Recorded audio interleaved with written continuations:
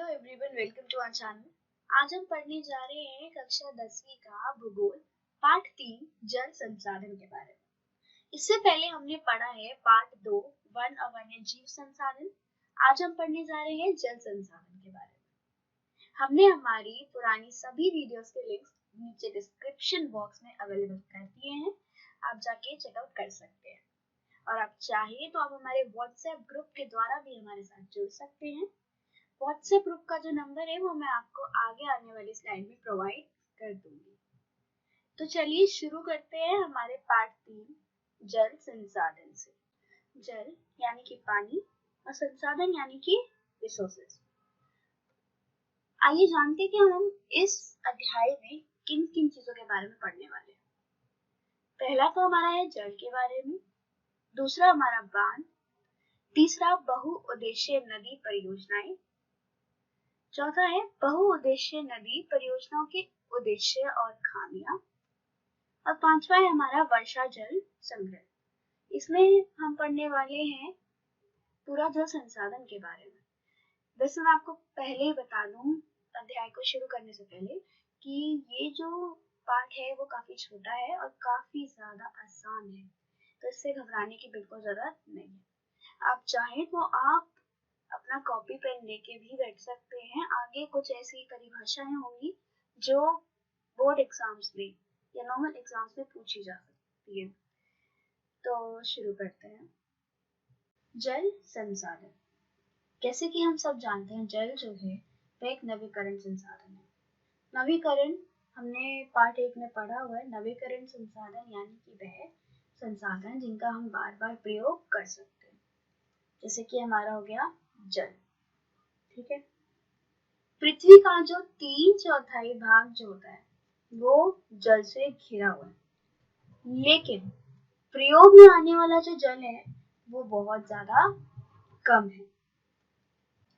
अगर हम आंकड़ों के मुताबिक देखें तो कुल 97% भाग जो है वो महासागरों में पाया जाता है, जिसमें से केवल 3% भाग जो है वह ताजा पानी उपलब्ध है। कितने प्रतिशत? 97% जो है वो हमने कहाँ पर पानी पाया है? समुद्र और सागरों में, जिसमें से केवल 3% जो है वो ताजा पानी पीने लायक उपलब्ध है। जिसमें से कुल 70% आइसबर्ग और ग्लेशियर्स में जमी बर्फ के रूप में मौजूद है, वह केवल 30% भूमिगत जल के रूप में मौजूद है। जिसमें देखा जाए तो विश्व की कुल वर्षा जो है वो केवल 4% हिस्सा है भारत का। ठीक है, तो ये तो हमने जान लिया कुछ आंकड़े, कुछ तिथियों के बारे में। अब हम पढ़ते हैं प्राचीन भारत में जलीय कृतियां। अब भाई देखो, ऐसा तो है नहीं कि प्राचीन भारत में पूरा दिन पानी आता रहता था या फिर पानी की जो कमी थी वो बिल्कुल होती नहीं थी। ऐसा कुछ नहीं था, पानी की कमी भी होती थी और पानी पूरा दिन भी उपलब्ध नहीं रहता था। इसीलिए प्राचीन भारत में भी कुछ ऐसी कृत्याएं अपनाई गई। कृत्याएं मतलब कुछ तकनीक अपनाई गई जिससे पानी का जो बचाव है वो हो सके। जिसमें सबसे पहला है हमारा कि गंगा नदी की बाढ़ को जड़ से खत्म या फिर सुरक्षित करने के लिए इलाहाबाद में कई जल संग्रहण बनाए गए थे जिससे पानी का बचाव हो सके। दूसरा है हमारा चंद्रगुप्त मौर्य के समय में कई ऐसी बांधे, झील और सिंचाई तंत्र बनाए गए थे जो कि खेती बाड़ी में इस्तेमाल हो सके। पानी का जो भी इस्तेमाल हो वो खेती बाड़ी में हो या फिर पानी का बचाव किया जा सके। तीसरा है कलिंग, नागार्जुन और कोल्हापुर में सिंचाई के तंत्र, जैसे कि अभी मैंने आपको बताया खेती बाड़ी के लिए। और फिर चौथा है दिल्ली के सिरीफोर्ट क्षेत्र में जल की सप्लाई के लिए हौस खास में इल्तुतमिश ने एक जल संग्रहण बनवाया। तो ये तो कुछ हो गई हमारी प्राचीन भारत में कुछ जल कृतियां।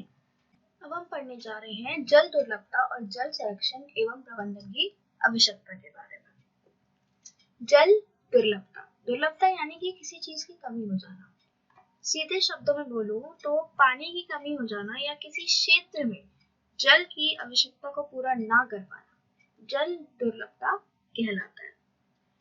देखा जाए तो एक विशेषज्ञ फॉल्कन मार्क के अनुसार जल की कमी तब ही होती है जब प्रत्येक व्यक्ति को प्रतिदिन 1000 घन मीटर से कम पानी मिलता है। इसीलिए हमें पानी की जो बचत है वो काफी ज्यादा करनी पड़ती है। हम सभी जानते हैं जल हमारे जीवन का काफी महत्वपूर्ण हिस्सा होता है, लेकिन अगर जल ही उपलब्ध नहीं होगा तो क्या हमारा पृथ्वी पर जीना संभव है? बिल्कुल नहीं। अगर जल की कमी हो जाएगी तो हमारा जीवन जीना असंभव हो जाएगा, है ना? तो आइए जानते हैं कि जल दुर्लभता के कुछ मुख्य कारण जिसकी वजह से जल की कमी हो रही है।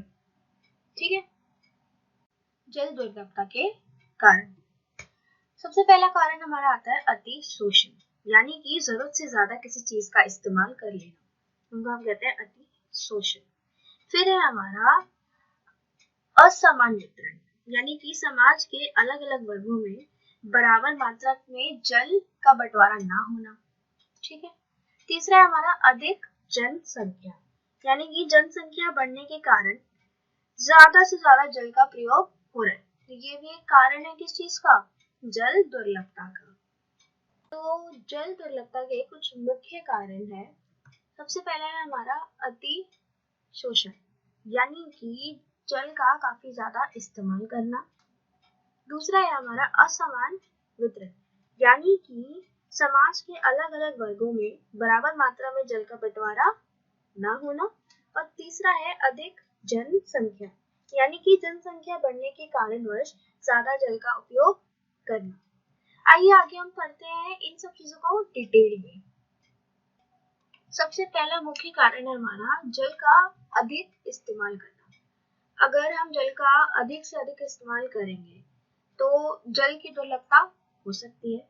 दूसरा हमारा है विभिन्न सामाजिक समूह का असमान वितरण, यानी कि जल का बराबर मात्रा में बंटवारा ना होना भी जल दुर्लभता का एक कारण है। वहीं दूसरी तरफ मनुष्य अपने फायदे के लिए कई जंगलों को काट रहा है, जैसे कि उसकी जगह हम क्या बना रहे हैं? कंक्रीट के मकान बना रहे हैं और कारखाने बना रहे हैं, जिसके कारणवश भूमिगत जल जो है उसकी प्राकृतिक रिचार्ज में काफी कमी आ गई है। इस वजह से भी जल दुर्लभता हो सकती है। फिर है हमारा भूमिगत जल। भूमिगत जल जो कि रासायनिक या कीटनाशकों की वजह से प्रदूषित हो गया है और बिल्कुल इस्तेमाल करने लायक नहीं बचा है। उसका हम बिल्कुल भी इस्तेमाल नहीं कर सकते, वो बिल्कुल प्रदूषित जल हो चुका है। अच्छा, ये तो हम सभी जानते हैं कि हमारे जीवन के लिए जल कितना आवश्यक है ना? वैसे ही हमारे दैनिक कामों के लिए भी जल की काफी आवश्यकता होती है, जैसे कपड़े धोना, खाना बनाना आदि। परंतु अगर बढ़ती जनसंख्या की मांग अगर पानी के लिए बढ़ जाती है तो भी एक जल दुर्लभता का कारण है। तो ये सब तो हमने पढ़ लिया कुछ जल दुर्लभता के कारण। अब जल दुर्लभता हो रहा है तो इसको बचाने के लिए भी तो हमें कुछ करना पड़ेगा ना, इसलिए हम आगे पढ़ने वाले हैं जल संरक्षण के बारे में। जल संसाधन प्रबंधन, यानी कि जल को बचाने के लिए कुछ उपाय। अब भाई जब जहाँ जल दुर्लभता हो रही है तो जल को बचाने के लिए भी हमें कुछ करना पड़ेगा। और ऐसा नहीं है कि जल को बचाने के लिए सिर्फ हमने कुछ आधुनिक भारत में ही उपाय करे हैं, सदियों से ये उपाय चले आ रहे हैं। जैसे कि हमने अभी भी पढ़ा था, प्राचीन काल में कोल्हापुर में सिंचाई के लिए कुछ तंत्र बनाए गए थे, इलाहाबाद में जल संरक्षण बनाया गया था। वहीं दूसरी तरफ आधुनिक भारत में अनेक बांध परियोजनाएं बनाई गई थी। ठीक है, बांध परियोजनाएं क्यों बनाई गई थी?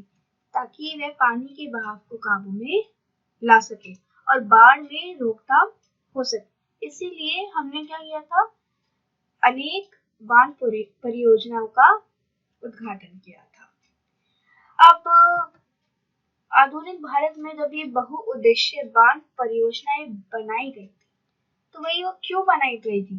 पहली बात तो ये बहुउद्देशीय परियोजनाएं इसलिए बनाई गई थी ताकि जो पानी का बहाव है उसको काबू में ला सके और जब अगर बाढ़ आती है तो उसका रोकथाम हो सके, ताकि जो वो पानी एकत्रित हो जाता है उसको हम इन्हीं बांधों के तंत्र द्वारा कई गांव में पहुंचा सके, जरूरतमंद को पानी पहुंचा सके खेतों में और कई अलग अलग जगह पर, ताकि खेतों की सिंचाई हो सके। मतलब कि खेतों को अलग अलग तरह से पानी मिल सके। अब बात कुछ ऐसी है, जहां हमने ये बांध परियोजनाएं बनाई, वही जहाँ उसका फायदा है वहाँ उसका नुकसान भी है। जैसे कि बांध परियोजना बनाने के लिए हमने कई एकड़ जमीनों को खाली कर दिया, जिसके कारणवश जो उस क्षेत्र में रहने वाले लोग थे उन्हें अपने घर से बिल्कुल बेदखल होना पड़ा।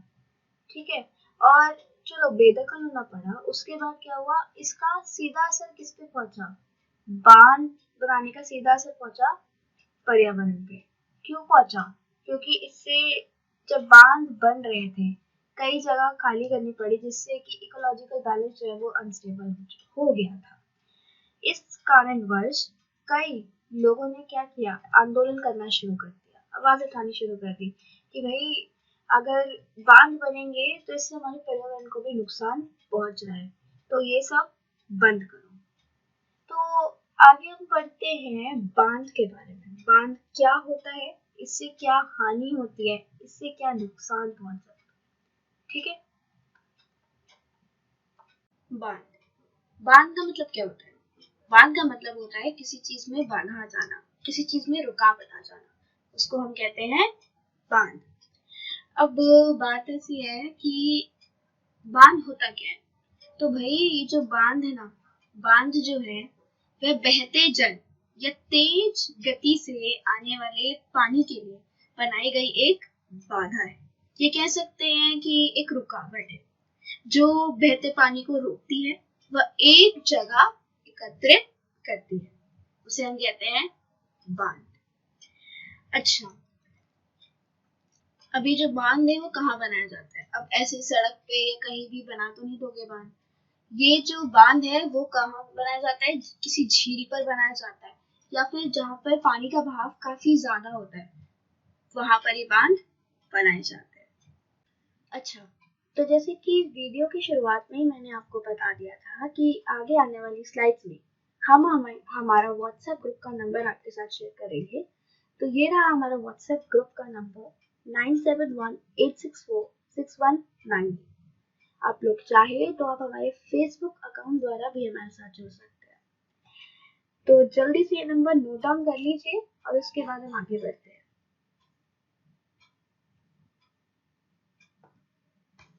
बहुउद्देशीय नदी परियोजनाएं। अच्छा, बांधों को हम बहुउद्देशीय नदी परियोजनाएं भी कहते हैं। अब आप सबके मन में ये सवाल आ रहा होगा, आखिर क्यों? अगर बांध एक रुकावट है, ठीक है, तो इसे क्यों बहुउद्देशीय कहते हैं? वो इसलिए क्योंकि जो ये बहुउद्देश्य है, बहुउद्देश्य से हम क्या समझते हैं?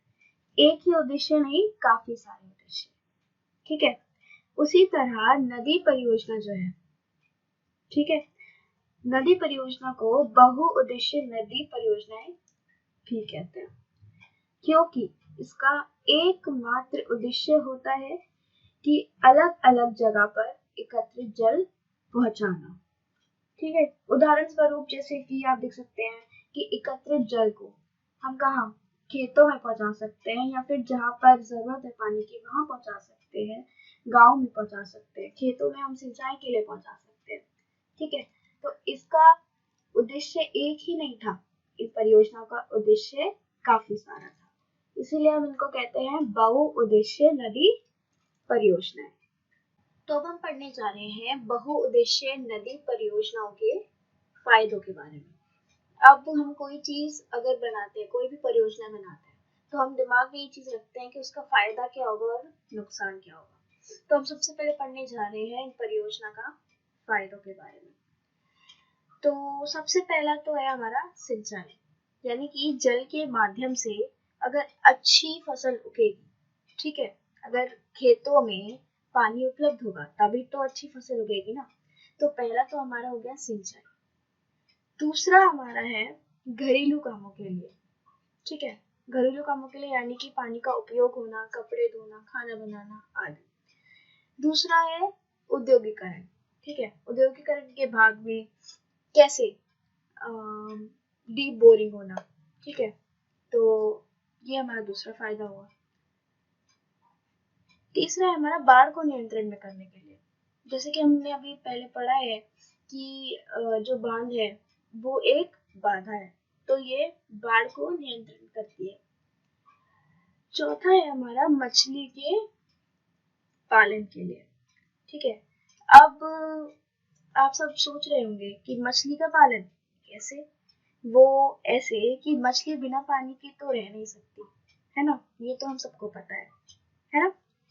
इसीलिए जहां भी पानी की कमी होती है वहां इन बांधों द्वारा ही जल पहुंचाया जाता है, ठीक है। इस वजह से जो परितंत्र है वो भी बना रहता है, ठीक है।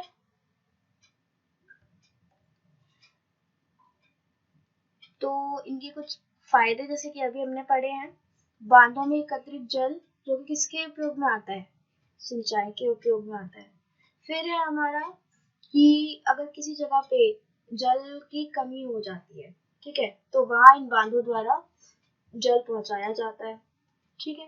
तीसरा हमारा घरेलू और औद्योगिकरण के कारण, जैसे कि अभी मैंने बताया कपड़े धोने के लिए, खाना बनाने के लिए।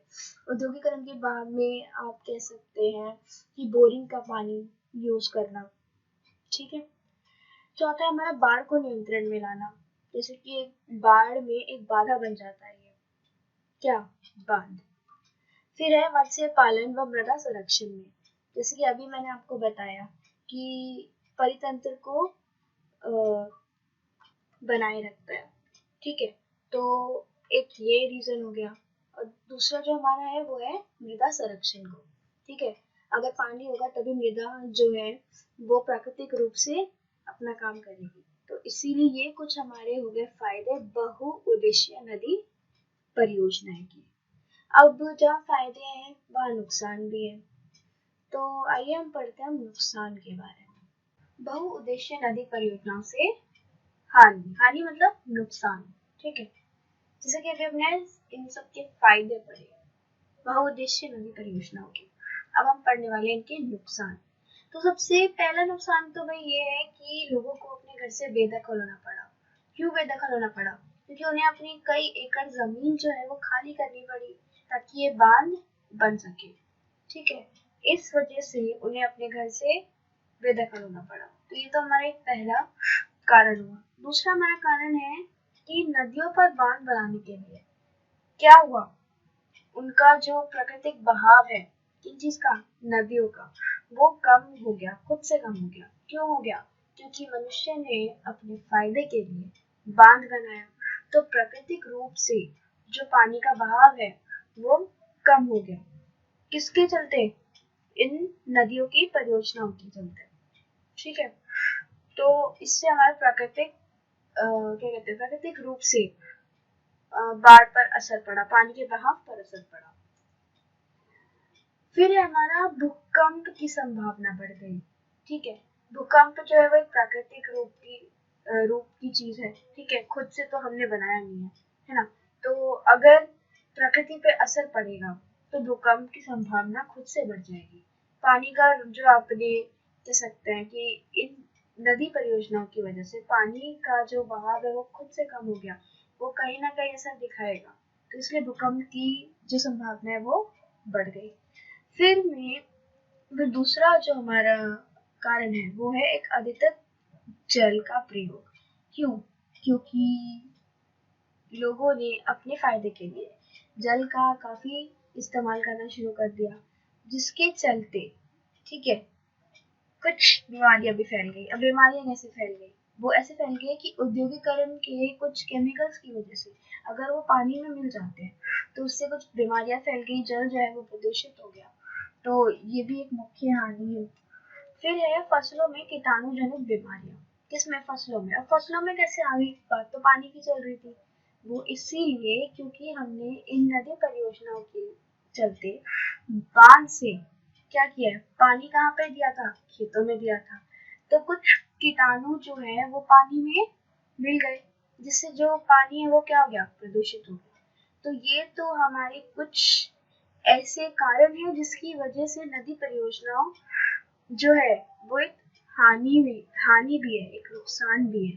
किसके लिए? मनुष्य के लिए। फिर हम पढ़ने जा रहे हैं कि अगर हानि है तो मनुष्य ने कुछ किया कि नहीं किया? जी बिल्कुल किया। उन्होंने आंदोलन करना शुरू करा, आवाज उठानी शुरू करी कि ये नदी परियोजनाएं जो है वो ना बनाया जाए, और अगर बनाते भी हैं तो कुछ ऐसी चीजें दिमाग में रख के बनाए जिससे नुकसान ना पहुंच सके। ठीक है, बहुउद्देशीय नदी परियोजनाएं। ठीक है, तो आइए अब हम जानते हैं कि ऐसी कौन सी नई नदी परियोजनाएं हैं जो कि बनाई गई थी। ठीक है, क्यों बनाई गई थी और कहाँ बनाई गई थी और क्या वो परियोजनाएं हैं। तो सबसे पहला तो है हमारा नागार्जुन सागर परियोजना। कहाँ बनाई गई थी? ये बनाई गई थी आंध्र प्रदेश में। कहाँ पर? कृष्णा नदी पर बनाई गई थी। अब भाई बात है कि क्यों बनाई गई थी, तो वो इसलिए बनाई गई थी ताकि बाढ़ को नियंत्रण में ला सके और सिंचाई हेतु, ताकि जो पानी है वो खेतों में पहुंचा सके। दूसरा है हमारा तुंगभद्रा परियोजना। कहाँ बनाई गई थी? ये बनाई गई थी आंध्र प्रदेश और कर्नाटक में, साथ मिलकर बनाई गई थी। और यह परियोजना कहाँ स्थित है? ये है तुंगभद्रा नदी पर। ठीक है, ये क्यों बनाई गई थी? ताकि खेतों तक पानी पहुंच सके और अनेक अनेक कामों के लिए। ठीक है, फिर है हमारा नर्मदा परियोजना। ठीक है, नर्मदा परियोजना ये जो है ये मध्य प्रदेश और गुजरात की एक मिली परियोजनाएं है। ठीक है, और इसका जो निर्माण है वो हालांकि बीच में रुक गया था, क्योंकि कुछ वाद विवाद ऐसे होने लग गए थे कि ये बननी चाहिए नहीं बननी चाहिए, अगर बनेगी तो उसको नुकसान पहुंचेगा, तो इसलिए इसका जो निर्माण है वो बीच में ही रुक गया था। फिर है हमारा सरदार सरोवर परियोजना। सरदार सरोवर परियोजना पे लगभग 1-2 मार्क्स का क्वेश्चन पूछा भी जाता है। तो सरदार सरोवर परियोजना जो है वो गुजरात में नर्मदा नदी पर बनाई गई थी। ठीक है, इसमें 4 राज्य शामिल थे: गुजरात, मध्य प्रदेश, महाराष्ट्र और राजस्थान। क्यों बनाई गई थी? ताकि जो सूखाग्रस्त स्थान है वहां तक पानी पहुंच सके। इसका जो उद्देश्य था वो यही था कि जो सूखाग्रस्त स्थान है वहां पे पानी पहुंच सके। फिर है हमारा हीराकुंड परियोजना। हीराकुंड परियोजना कहाँ बनाई गई थी? ये बनाई गई थी उड़ीसा में। ठीक है, महानदी के बाढ़ के प्रकोप को बचाने के लिए। ठीक है, कि अगर बाढ़ आ गई तो उसका नियंत्रण करना बिल्कुल मुश्किल हो जाएगा। तो ये हीराकुंड परियोजना उड़ीसा में महानदी के बाढ़ को बचाने के लिए बनाई गई थी। ठीक है, इसको हम एक बहुउद्देशीय परियोजना कहते हैं। क्यों कहते हैं? क्योंकि ये हीराकुंड नामक स्थान पर बनाई गई थी। ठीक है, और हम लोग ये भी कह सकते हैं कि ये हीराकुंड परियोजना सबसे लंबा बांध है। ठीक है, फिर हम पढ़ने जा रहे हैं बहुउद्देशीय नदी परियोजनाओं के विरोध में आंदोलन। तो सबसे पहली बात तो ये कि आंदोलन हो क्यों रहे थे, पहला सवाल ये। तो ये आंदोलन जो है वह इन परियोजनाओं के लाभ और हानि हेतु हो रहे थे। ठीक है, कई वाद विवाद हुए कि ये नदी परियोजना जो है वो बनानी चाहिए नहीं बनानी चाहिए, अगर बनानी चाहिए तो कैसे, क्या दिमाग में रख के बनानी चाहिए। इसी को लेकर काफी वाद विवाद होने लगे, जिससे कई आंदोलन की शुरुआत हो गई। कुछ लोगों का मानना था कि यह बहुउद्देशीय नदी परियोजना जो है वो अच्छा निर्माण है, वहीं दूसरी तरफ कुछ लोगों का मानना था कि इसकी हानि हेतु हम लोग अपने पर्यावरण पे काफी असर देखेंगे, तो इसको ना बनाया जाए।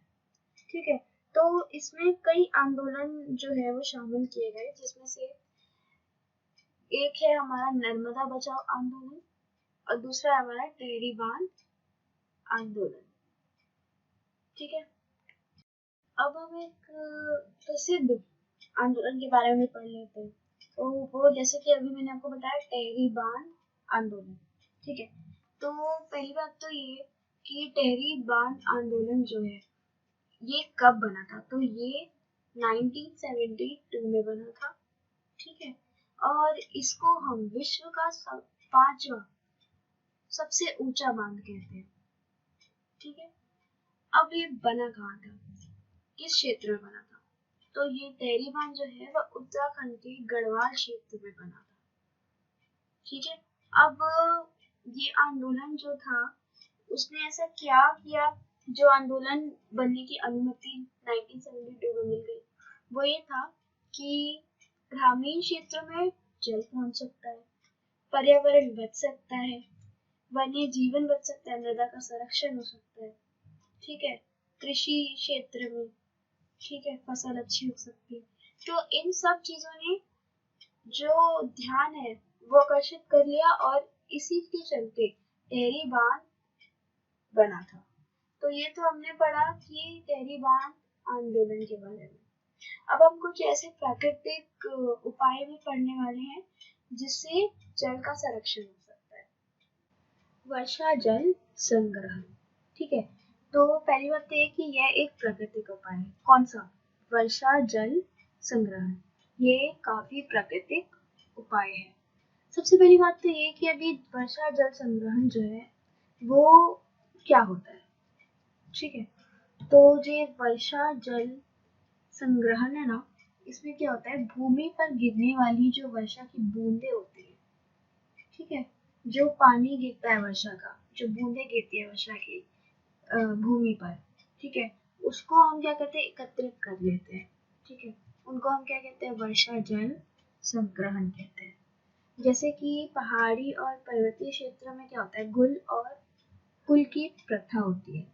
गुल और कुल, इसमें क्या होता है, ठीक है, इसमें ना खेतों की सिंचाई हेतु, ठीक है, जल की जो धारा या कोई भी बहाव होता है ना, उसका जो रास्ता होता है वो बदल देते हैं।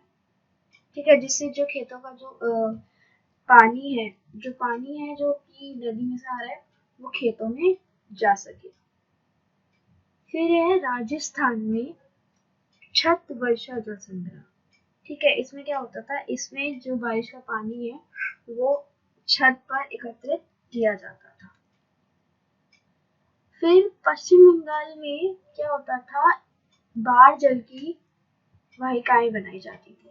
इसमें क्या होता था कि जो जल था उसका जो रास्ता है वो दूसरी तरफ बना दिया जाता था, जो कि सीधा खेतों की सिंचाई के लिए पहुंचता था। फिर है हमारा राजस्थान, जैसे कि मैंने अभी आपको बताया है कि राजस्थान में वर्षा जल संग्रहण। तो राजस्थान में लोग लगभग पीने के पानी के लिए क्या करते थे, पानी जो वर्षा का पानी था वो एकत्रित करते थे। कहाँ करते थे? भूमिगत टैंक में एकत्रित करते थे। अब ये जो भूमिगत टैंक है वो कैसे बनते थे? ठीक है, तो वो ऐसे बनते थे कि जो घरों की छत होती थी ना, वहां से एक पाइप जो है वो जुड़ा होता था, जो कि सीधा भूमिगत टैंक में जाता था। ठीक है, जब भी वर्षा होती थी तब वो पाइप से जुड़कर वो भूमिगत जो वर्षा की जलों की बूंदें थी वो क्या होती थी, वो टैंक में एकत्रित हो जाती थी। तो इस तरह से राजस्थान में वर्षा जल संग्रह होता था। ठीक है, तो इसी के साथ हमने हमारा जो पार्ट 3 है जल संसाधन उसको खत्म कर लिया है। अब हम जल्दी से कुछ ऐसे प्रश्न उत्तर भी कर लेते हैं जो कि काफी बार पूछे जा सकते हैं और पूछे जाते भी हैं। तो अब हम शुरू करते हैं कुछ बहुविकल्पीय प्रश्न उत्तर से, जो कि 1 से 2 मार्क्स के करीब पूछे जाते हैं। हमारा पहला प्रश्न है, वर्षा जल संग्रहण हेतु गुल और कुल जैसी जल वाहिकाएं मुख्यतः किन क्षेत्रों में विकसित की गई है? वर्षा जल संग्रह गुल और कुल किन क्षेत्रों में विकसित की गई है? हमारा ऑप्शन है, ऑप्शन ए पश्चिमी Himalaya, option B Rajasthan, option C Bihar और ऑप्शन डी तमिलनाडु। सोचिए, अभी अभी हमने पढ़ा था गुल और कुल के प्रथा के बारे में। इसका ऑप्शन है ऑप्शन ए पश्चिमी हिमालय। हमारा दूसरा प्रश्न है, भूमिगत टैंक या टांका जैसी वर्षा जल संग्रहण के तरीके इनमें से किस राज्य में प्रमुखता से प्रचलन में था?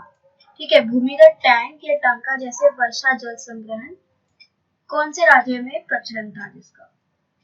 ऑप्शन ए है हिमाचल प्रदेश, ऑप्शन बी है तमिलनाडु, ऑप्शन सी है राजस्थान, ऑप्शन डी है पश्चिम बंगाल। इसका उत्तर है राजस्थान, सी राजस्थान। फिर हमारा तीसरा प्रश्न है, राजस्थान में इनमें से कौन सी वर्षा जल संग्रहण तकनीक प्रचलन में है? कौन से राज्य में, राजस्थान में कौन सी वर्षा जल संग्रहण तकनीक जो है वो प्रचलन में है? Option A Phalodi, option B khadi, option C tanka या ऑप्शन डी उपरोक्त में से सभी।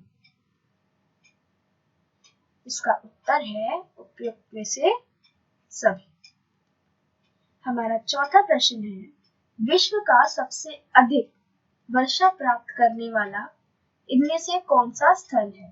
ठीक है, विश्व में सबसे ज्यादा अधिक वर्षा जहाँ पर होती है, ऐसा कौन सा स्थल है? Option A Shillong, option B Ranchi, option C Cherrapunji या ऑप्शन डी मासिंगा। इसका उत्तर है ऑप्शन डी मासीराम। अब हम पढ़ते हैं कुछ 3 से 4 मार्क्स के प्रश्न जो कि पूछे ही जाते हैं। हमारा पहला प्रश्न है, जल दुर्लभता क्या है? इसका उत्तर है, किसी क्षेत्र में जल की आवश्यकता को पूरा करने के लिए पर्याप्त जल स्रोत का ना होना जल दुर्लभता कहलाता है। स्वीडन के एक विशेषज्ञ फॉल्कनमार्क के अनुसार जल की कमी तब होती है जब प्रत्येक व्यक्ति को प्रतिदिन 1000 घन मीटर से कम जल उपलब्ध होता है। हमारा दूसरा प्रश्न है, बांध क्या है?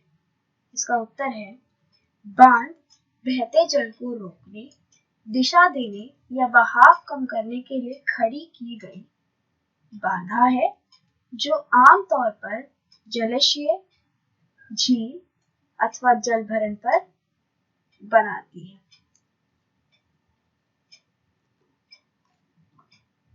हमारा तीसरा प्रश्न है, वर्षा जल संग्रहण क्या है? उत्तर है इसका, धरातल पर गिरने वाले वर्षा की बूंदों को संचय कर उपयोग करने की प्रक्रिया को वर्षा जल संग्रहण कहते हैं। यानी कि बारिश के जो बूंदे हैं उनको बचाकर एकत्रित कर उसका इस्तेमाल करने को हम क्या कहते हैं? वर्षा जल संग्रहण। हमारा प्रश्न नंबर 4 है, बहुउद्देशीय नदी परियोजनाएं क्या है? इसका उत्तर है, बांधों को बहुउद्देशीय परियोजनाएं भी कहा जाता है। ठीक है, किसको कहा जाता है? बांधों को, जहां एकत्रित जल के अनेक उपयोग संभावित होते हैं, जहां पर हम जल को अलग अलग जगह पर इस्तेमाल कर सकते हैं। फिर हमारा 5वां प्रश्न है, बहुउद्देशीय बांध परियोजनाओं से क्या लाभ है? ठीक है, इसका उत्तर है, इस तरह की परियोजनाएं कई जरूरतों को पूरा करती है। ये पानी के बहाव को काबू में करती है और बाढ़ की रोकथाम करती है। इन बांधों के पानी की नहरों के तंत्र द्वारा दूर दराज के गांव में भेजा जाता है ताकि वहां खेतों की सिंचाई हो सके। ठीक है, बहुउद्देशीय परियोजनाओं से क्या लाभ है कि वो अलग अलग जगह पर भेजे जा सके। प्रश्न नंबर 6 है, वर्षा जल संग्रहण से जमाए हुए जल से क्या किया जा सकता है? ठीक है, जो वर्षा का जल जो हमने बचा के रखा है उसका क्या किया जा सकता है? इसका उत्तर है, वर्षा जल संग्रहण से जमे हुए जल की भविष्य में इस्तेमाल किया जा सकता है। इसे भूमिगत जल को रिचार्ज करने में भी इस्तेमाल किया जा सकता है। ठीक है, ये तो हमने पढ़ लिए कुछ प्रश्न उत्तर। अब हम पढ़ने जा रहे हैं कुछ 5 से 6 मार्क्स के प्रश्न उत्तर। ठीक है, जिसमें से सबसे पहला प्रश्न है, जल दुर्लभता क्या है? जल दुर्लभता के कारणों की व्याख्या करें। इसका उत्तर है किसी क्षेत्र में जल की आवश्यकता को पूरा करने के लिए पर्याप्त जल स्रोत का ना होना जल दुर्लभता कहलाता है। जल दुर्लभता के कारण, पहला, वर्षा की कमी। भारत में कई ऐसे स्थान हैं जहां वर्षा की कमी का सामना करना पड़ता है। ऐसे स्थानों में थार मरुस्थल का नाम सबसे पहले आता है, जहां वर्षा की कमी के कारण वनस्पतियों का अभाव, फसलों का कम उत्पादन आदि कई तरह की समस्या देखी जाती है। दूसरा है पानी की बर्बादी। कई ऐसे मानवीय क्रियाकल्प हैं जिनसे पानी की बर्बादी होती है। घरेलू क्रियाकल्पों में अधिक पानी की खपत करना या नल खुले छोड़ देना भी इसका एक उदाहरण है। तीसरा, अधिक सिंचाई। बढ़ती जनसंख्या के कारण फसलों की मांग भी बढ़ गई है। ठीक है, अगर फसलों की मांग बढ़ गई है तो बांधों से जल की मांग भी बढ़ गई है। फिर है जल प्रदूषण। उद्योगों और शहरों से निकलने वाले कचरे सीधा नदी नालों में छोड़ दिए जाते हैं, जिससे जो जल है वो प्रदूषित हो जाता है। हमारा दूसरा प्रश्न है बहुउद्देशीय नदी परियोजनाओं से हानि के कारणों की व्याख्या करें। इसका उत्तर है पहला, नदियों पर बांध बनाने और उनका बहाव नियंत्रण करने से उनका प्राकृतिक बहाव अवरोध होता है, जिसका कारण तलछट बहाव कम हो जाता है। ठीक है। दूसरा है भूकंप की संभावना बढ़ जाती है, साथ ही अत्यधिक जल के उपयोग से जल जनित बीमारियां। तीसरा है फसलों में कीटाणु जनित बीमारियां और प्रदूषण फैलते हैं। चौथा है अत्यधिक तलछट जलाशय की तली पर जमा होने से नदी का तल अधिक चट्टानी हो जाता है और नदी जलीय जीव आवासों से भोजन की कमी हो जाती है। ये है हमारी कुछ हानि के कारण। फिर हमारा तीसरा प्रश्न है बहुउद्देशीय परियोजनाओं से होने वाले लाभ और हानियों की तुलना करें। इसका उत्तर है बहुउद्देशीय परियोजनाओं से होने वाले लाभ और हानि है। लाभ, पहला सिंचाई, खेतों में पानी जाना, उनसे फसलों की उगाई होना। दूसरा घरेलू और औद्योगिक उपयोग के लिए, यानी कि घरेलू में मतलब कपड़े धोने के लिए, खाना बनाने के लिए, या औद्योगिक उपयोग के लिए यानी कि बोरिंग का पानी आदि। फिर है बाढ़ को नियंत्रण में रखने के लिए। ठीक है। अब इसकी हानि क्या है, जैसे कि हमने पहले भी पढ़ रखा है, जहाँ लाभ होगा वहाँ हानि भी होगी। तो इसकी हानि है भूकंप की संभावना बढ़ जाती है। दूसरा, साथ ही अत्यधिक जल के उपयोग से जल जनित बीमारियां। और तीसरा, फसलों में कीटाणु जनित बीमारियां और प्रदूषण फैलते हैं। ठीक है, ये थे हमारा उत्तर 3, बहुउद्देशीय परियोजनाओं से होने वाले लाभ और हानियां। हमारा प्रश्न 4 है बहुउद्देशीय परियोजनाओं की व्याख्या करें। ठीक है, तो इसमें से 2 बहुत प्रसिद्ध परियोजनाएं हैं। उत्तर, नर्मदा परियोजना। नर्मदा परियोजना इंदिरा सागर बांध का निर्माण नर्मदा नदी पर किया गया। हालांकि यह परियोजना विवादास्पद हो जाने के कारण पूर्ण क्रियान्वित नहीं हो सकी। यह मध्य प्रदेश और गुजरात की संयुक्त परियोजना है। नर्मदा परियोजना के बारे में जैसे मैंने आपको पहले भी बताया है कि इसका निर्माण नहीं हो पाया किसी विवाद स्वरूप। ठीक है, लेकिन इसका जो निर्माण है वह एक संयुक्त परियोजना के द्वारा हुआ था, जिसमें 2 राज्य शामिल थे, मध्य प्रदेश और गुजरात। फिर है सरदार सरोवर परियोजना। ठीक है, जो कि नर्मदा नदी के जल के समुचित उपयोग के गुजरात, महाराष्ट्र, मध्य प्रदेश और राजस्थान की राज्य की सरकार द्वारा एक संयुक्त परियोजना चलाई जा रही थी। हालांकि यह परियोजना भी विवादास्पद बनी हुई थी। ठीक है, तो दोनों ही परियोजना, नर्मदा परियोजना और सरदार सरोवर परियोजना जो है वो विवादास्पद बनी हुई थी, लेकिन यह एक संयुक्त परियोजना थी। ठीक है, जिसमें जिसमें नर्मदा परियोजना में मध्य प्रदेश और गुजरात ने एक संयुक्त परियोजना बनाई और सरदार सरोवर परियोजना में मध्य प्रदेश, महाराष्ट्र, राजस्थान और गुजरात ने संयुक्त परियोजना बनाई। ठीक है, तो अगर आपसे ये पूछा जाता है कि बहुउद्देशीय परियोजनाओं की व्याख्या करें या बताएं, तो आप ये दो परियोजनाओं के बारे में बता सकते हैं। वो कहाँ बनी थी, ठीक है, और उनका उद्देश्य क्या था। और इसी के साथ हमने कक्षा 10वीं का पार्ट 3 जल संसाधन भी खत्म कर लिया। आशा करती हूँ आपको ये वीडियो काफी ज्यादा पसंद आई होगी, और अगर पसंद आई तो प्लीज प्लीज प्लीज वीडियो को लाइक और सब्सक्राइब जरूर करें। हमने हमारी पुरानी वीडियोस के सभी लिंक्स भी डिस्क्रिप्शन बॉक्स में अवेलेबल कर दिए हैं, तो वो भी चेकआउट जाके कर सकते हैं। एंड आई रियली होप कि आपके सारे कॉन्सेप्ट जो है वो क्लियर हो गए होंगे, और अगर आपके कॉन्सेप्ट क्लियर नहीं भी हुए हैं तो कोई टेंशन वाली बात नहीं है। आप नीचे कमेंट सेक्शन में अपनी क्वेरीज रख सकते हैं, या फिर आप हमारे व्हाट्सएप ग्रुप द्वारा भी हमारे साथ जुड़कर व्हाट्सएप ग्रुप पे अपनी क्वेरीज पूछ सकते हैं। हमारा व्हाट्सएप का नंबर है 9718646198, और चाहे तो फेसबुक द्वारा भी जुड़ सकते हैं। इसी के साथ I'll end the video here and stay tuned for more videos.